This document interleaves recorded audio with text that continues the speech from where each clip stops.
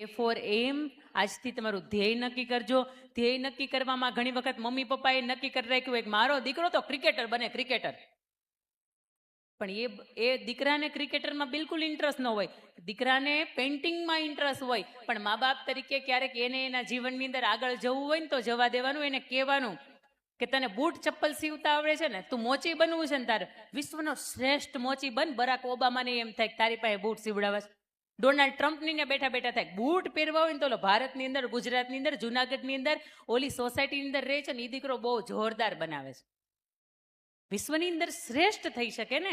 આવી મા બાપ તરીકે એની ફરજ આપણીમાં આવે છે કે એને જે પણ બનવું છે ને એની અંદર સહયોગ કરીએ, એની ટીકા નહીં કરીએ પણ એનો ટેકો દઈએ.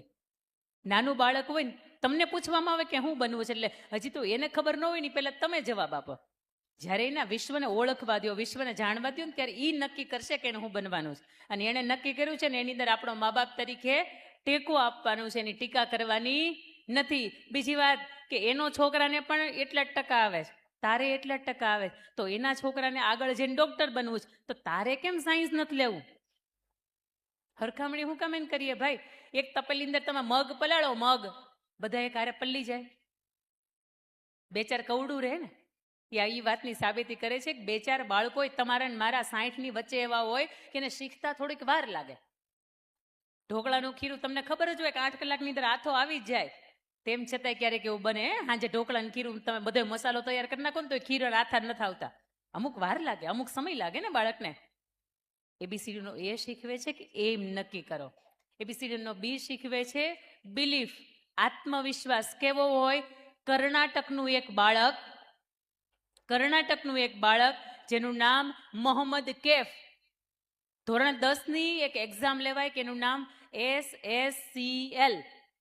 આવી એક્ઝામનું એનું નામ, આપણે અહીંયા HSC બોર્ડ આવે ને, SSC આવે, HSC આવે, તો એની જેમ ત્યાંની કર્ણાટકની જે એક્ઝામ હતી એનું નામ SSCL. બોર્ડની એક્ઝામ 625 માર્કની લેવાની. મોહમ્મદ કૈફનું રિઝલ્ટ આવ્યું, તનતોડ મહેનત કરી હતી, એમાંથી 625માંથી કેટલા આવ્યા હશે ભાઈ? 625માંથી કેટલા આવ્યા હશે? તમારે 625 માર્કનું પેપર હોય બેન, બંગા પછી ખાજો. 625માંથી તમે આમ કેટલા વિચારો, કેટલા આવી શકે આપણે? એ ભાઈ 625માંથી 700 કેવી રીતે આવે? તમે આમ કેટલા ધારો, કેટલા આવી શકે?